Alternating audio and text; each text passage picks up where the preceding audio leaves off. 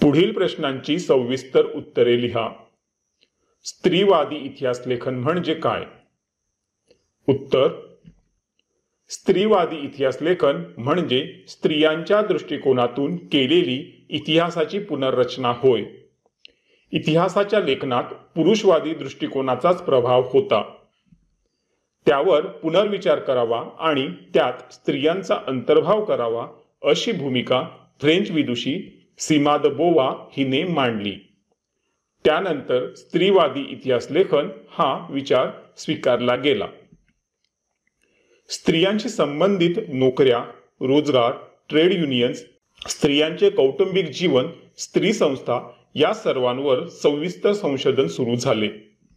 1990 नंतर स्त्री हा एक स्वतंत्र सामाजिक वर्ग मानून इतिहास लिहिण्यावर भर दिला जाऊ लागला। या दृष्टिकोनालाच स्त्रीवादी इतिहास लेखन असे म्हणतात।